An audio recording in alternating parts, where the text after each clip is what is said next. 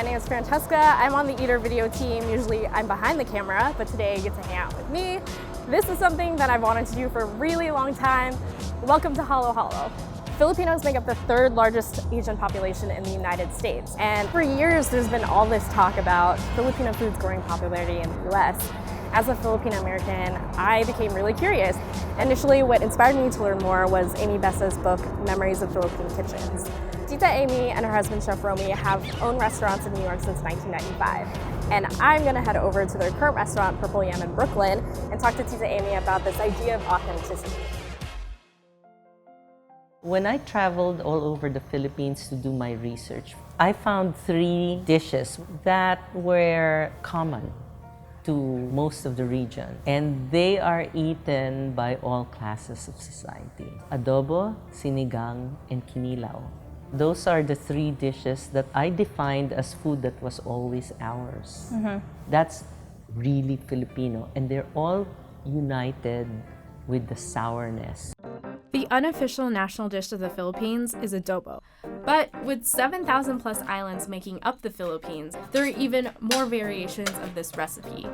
So in the mix of all these versions, what unites this dish as Filipino? My philosophy now is if you want to define Filipino food, Right.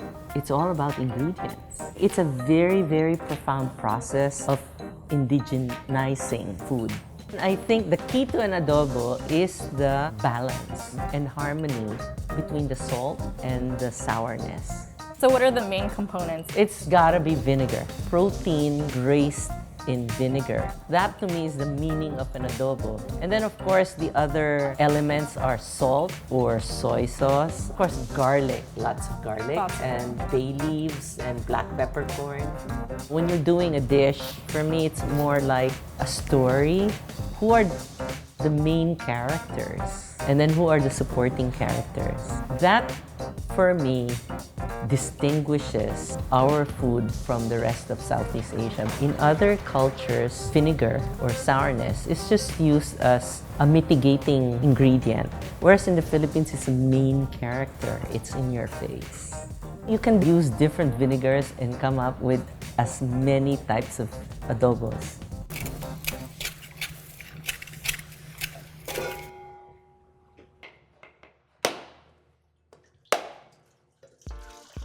One of the most interesting things for me was that you put coconut milk in your chicken adobo, and I didn't grow up with that. It was just soy sauce and vinegar. Right. I was talking to my best friend who's also Filipino. She said, no, I grew up with coconut milk in my adobo. It's different, depending on the region your family comes from. Yeah, you do not put anything in a dish unless it has a role and it has a function. So that's why Romy started putting in coconut milk to balance the sourness. And it's our most popular item. Your chicken adobo. It's good. Yeah, that's for sure.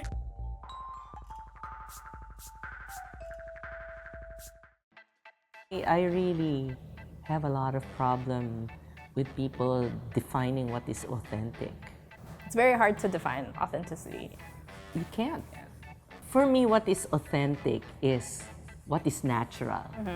So if you use artificial chemicals or whatnot, to me that's not authentic.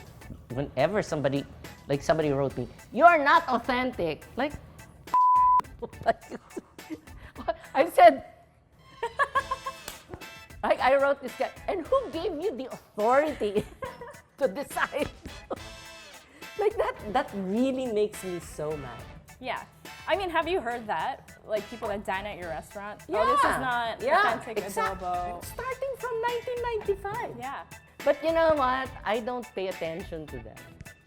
For me, I don't have room for that. Yeah. Because if you pay attention to them, you'll never progress. Right.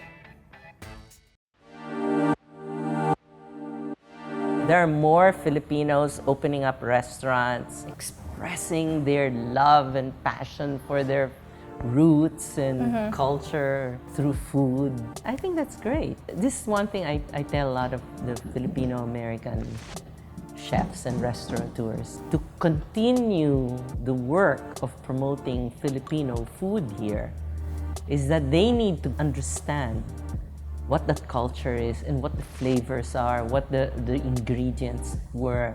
How does it really taste? Using ingredients that grew from our soil. Once you get that connection, you have to now interact with this environment.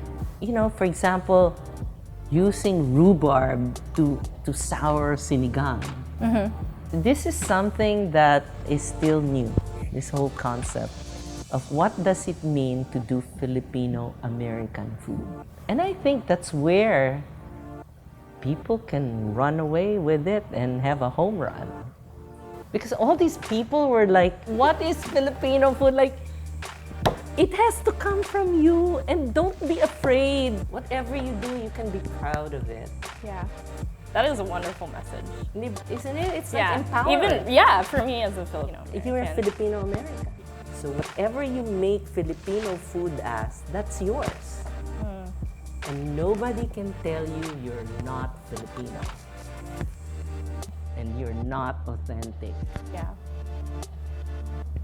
Nobody has that right.